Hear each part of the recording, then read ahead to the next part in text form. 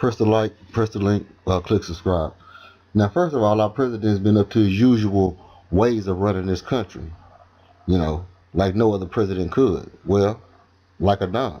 Well, I didn't say don't test him, miss. He's going to have to do what he has to do. But he understands we're not going to be very happy. And if that's not Corleone enough for you, then you have to realize that only a straight up G would have the bare minimum options on the table when it pertains to war, right? And it seems like we have one, maybe two. Our strategy should be two-pronged. One, to increase pressure on North Korea as they engage in these missile and nuclear tests. The only way to do that is with China's help. And that seemed like one prong only.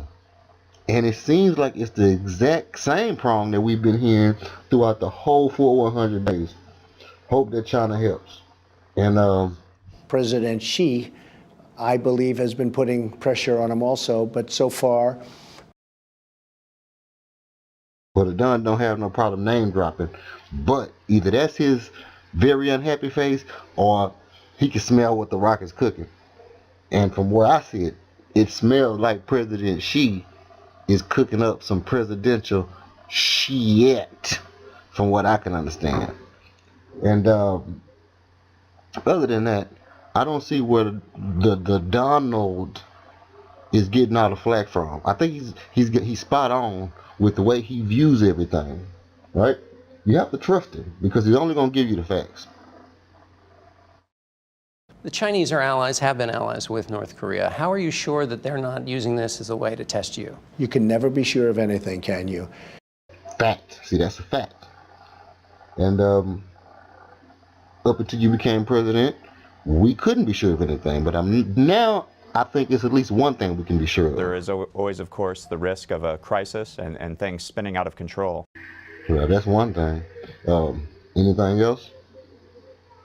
We live under the threat of the possibility that he could decide to use them against us or against our allies or bases in Asia. One of the things we'd like to make clear to the North Koreans is that if they use a nuclear weapon, that they won't have the ability to use a second or a third. Okay. So if they shoot one time, then we pretty much can just wipe them out. I mean, we can launch an attack and then take their whole missile system off, base the whole nine, right? And it seems like Kim Jong-un would know that unless there was a previous history that would, kind of lead him to believe that this is the way that he's going to be able to operate. Yeah, well, our policy before Obama was basically to get into these negotiations with North Korea. They would make outlandish threats, and then we would come to a deal where we would basically pay them off. So basically, we haven't had this level of problem before. So Kim Jong-un know who to mess with and who not to mess with. Obviously, he's a pretty smart cookie. Smart cookie. Okay, smart. So how do you feel like we should deal with this smart cookie? I mean, is there anything that you feel like can sway him one way or the other? I wouldn't give him a state dinner like we do for China and all these other people that rip us off, or we give them these big state dinners. We give them state dinners like you've never seen. We shouldn't have dinners at all. We should be eating a hamburger on a conference table, and we should make better deals with China and others.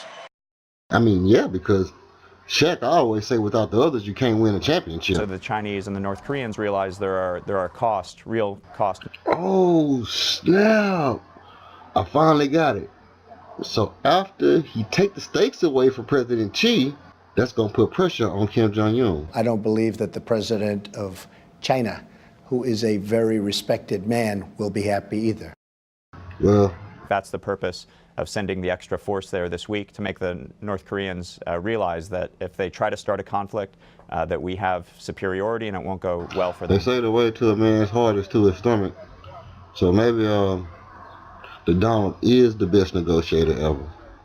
First, you feed him, but not a lot of food, just a little bit of food, but it's a nice meal to a regular person, but not if you're a rich person. And then that make him take his guards down.